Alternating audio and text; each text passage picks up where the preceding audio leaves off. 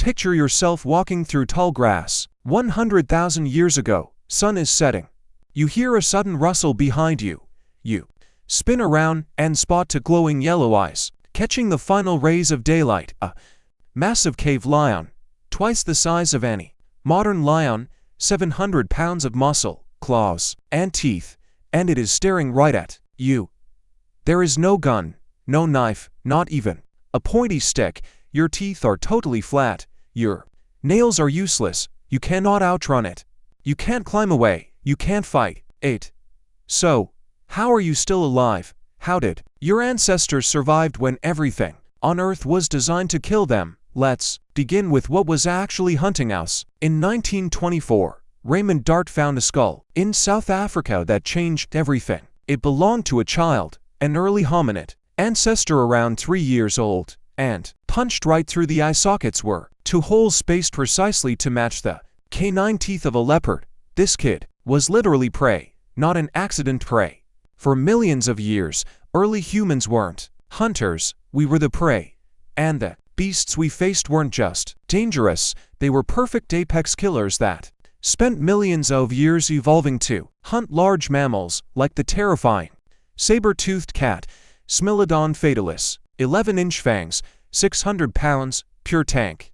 With a bite made to crush the throats of massive bison and camels. It didn't chase, it ambushed, it hid in tall grass near watering holes and exploded out at 30 miles per hour. One neck bite and it was game over. And they weren't alone.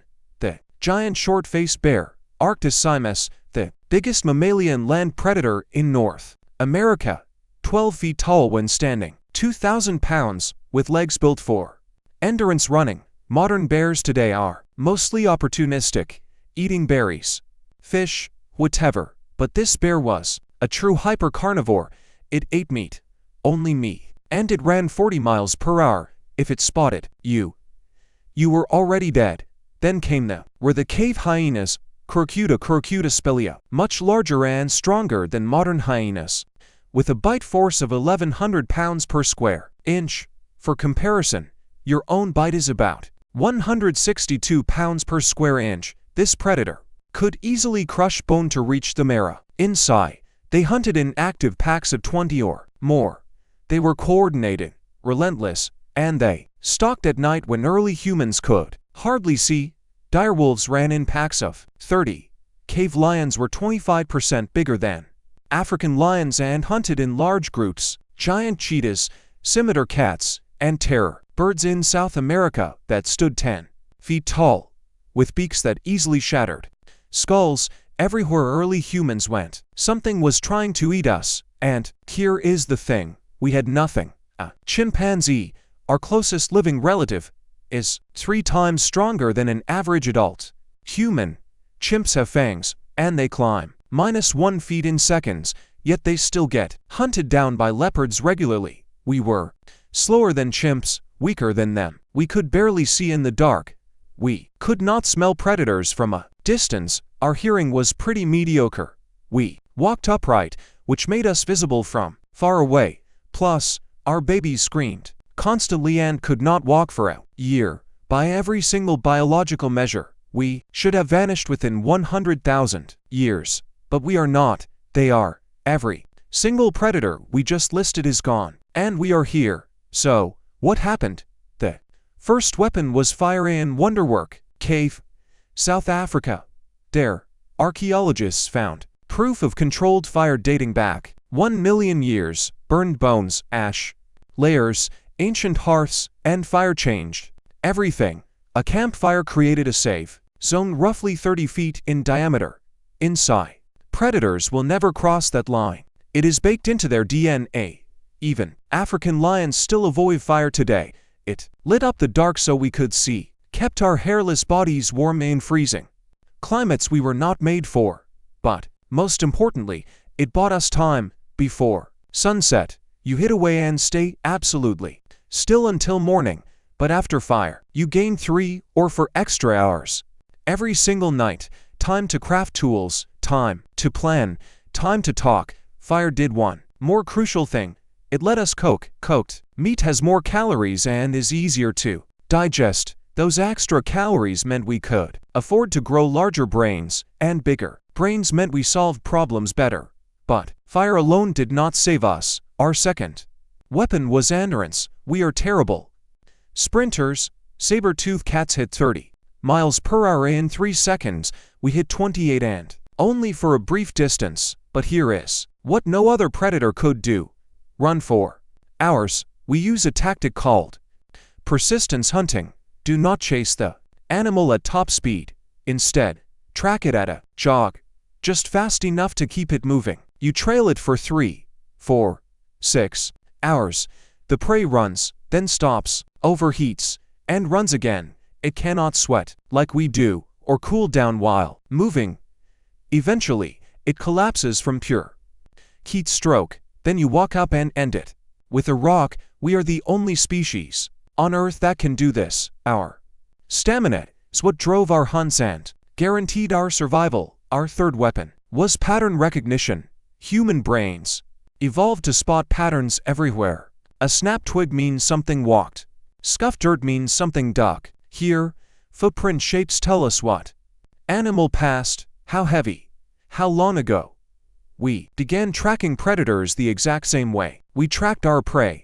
We learned their schedules, like saber-tooths hunting near water at dusk, or cave lions avoiding fire. Huge short-faced bears were solitary and territorial. We watched, we remembered, and we taught each other. With every generation, that survival knowledge compounded. But our greatest weapon, the one that actually saved our species, was each other. In 2001, archaeologists found bones in Deadliest, Georgia, from 1.8 million years ago.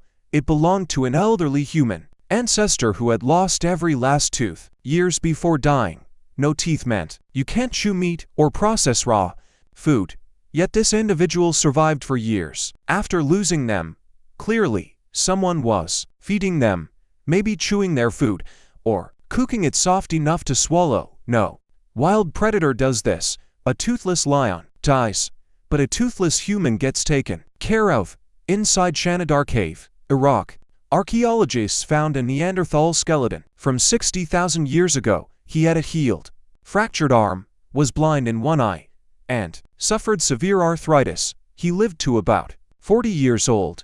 He couldn't hunt, couldn't even fight, yet his clan kept him alive. Anyway, that is what separated us. We didn't just cooperate, we cared. And we didn't just hunt in packs, we strategized. Sure, wolves hunt in packs, but that's pure instinct. Humans hunt with a sign. Rolls. You drive the wild beast toward the cliff, waiting at the very bottom with spears, cutting off any escape route. We use spoken language to plan complex strategies. We threw spears from a distance, an attack no predator could defend against. Just 5 humans with spears and a strategy could take down a saber-tooth, and we did. 400,000 years ago, the shunning spears were carved in Germany. Sleek wooden throwing spears, aerodynamic, balanced, designed to kill from 30 feet away. We stopped running. We started hunting. Then, around 50,000 years ago, everything changed. Humans migrated out of Africa into Europe, Asia, Australia, and the Americas. Everywhere we traveled, the megafauna started vanishing. Saber-toothed cats went extinct 10,000 years ago. Cave lions, 14,000. Short-faced bears, 11,000 years back. Woolly mammoths, giant ground sloths, terror birds, gone. There is debate over how much humans contributed versus climate change, but the pattern is undeniable. On every continent we reached, the giant predators vanished. Within just a few thousand years, we didn't simply survive, we outlasted them, outsmarted them, and eliminated them. Because here is the truth: evolution gave every wild predator one advantage: speed, strength, venom, camouflage. But evolution handed humans adaptability. We couldn't outrun a short-faced bear, so we pelted it with rocks from afar. We couldn't outbite a cave hyena, so we teamed up to surround the beast. We couldn't see in the pitch black like lions, so we made fire to turn night into day. Every physical weakness forced us to invent a solution, and those solutions built up over thousands of generations until we became something no beast could evolve to fight. For 2 million years, we were prey, hiding in trees and running from shadows. We lost children to leopards and could do nothing but grieve. But we had one advantage they didn't. We could learn from our mistakes and teach our children how to survive them. And in the end, that was enough.